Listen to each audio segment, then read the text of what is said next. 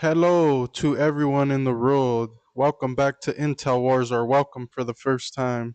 So this video we will be talking about how 130 sailors were killed by the United States, 130 Iranian sailors.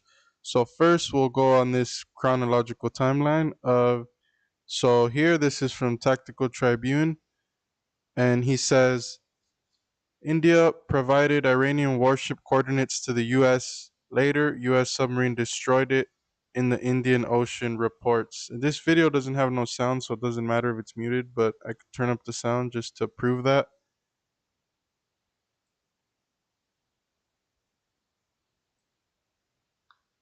And there's the video. I'm assuming of the ship getting blown up by a submarine.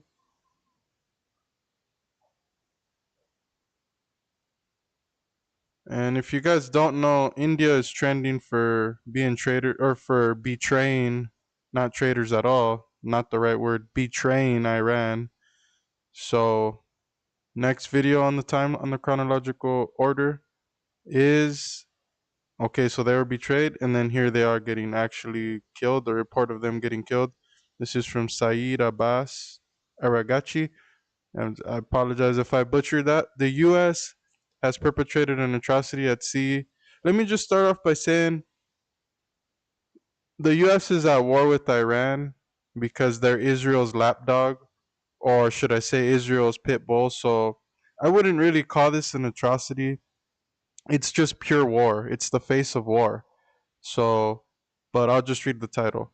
The US has perpetrated an atrocity at sea 2,000 miles away from Iran's shores. Frigate Dena, a guest of India's navy carrying almost 130 sailors, was struck in international waters without warning. Mark my words, the US will come to bitterly regret precedent it has set. So the context here is obviously we're at war already, so I wouldn't consider it an atrocity.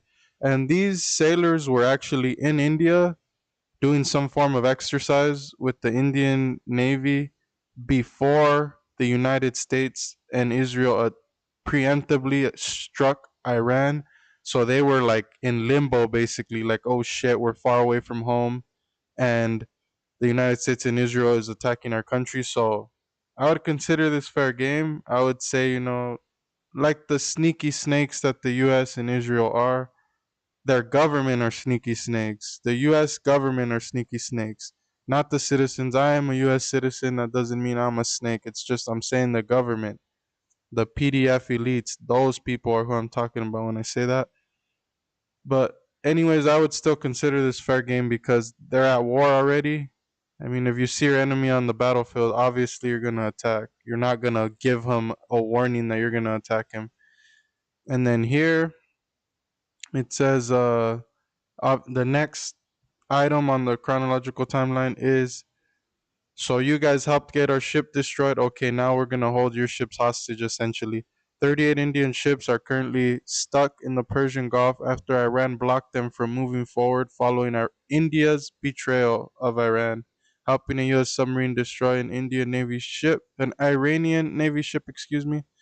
Um, India reportedly contacted U.S. Navy for help, but there has been no response. There is not going to be no response. You can't get no help. If you get that close to Iran's shoreline, they're going to hypersonic your butt. So there, and then I seen another post about, oh, how the United States is going to escort ships through the Strait of Hormuz. No, you're not.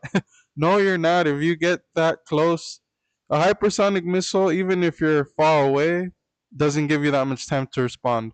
Imagine how much time you would have to respond if you're right on the shoreline. That's like Los Angeles. That's like being on Los Angeles's shoreline and they launch a hypersonic missile. That thing's gonna hit you in a matter of a minute or two. You're so close to them, So there's no way that they're gonna protect anyone in the Strait of Hormuz. And then this brings me to another point. I think putting boots on the ground is so retarded in Iran.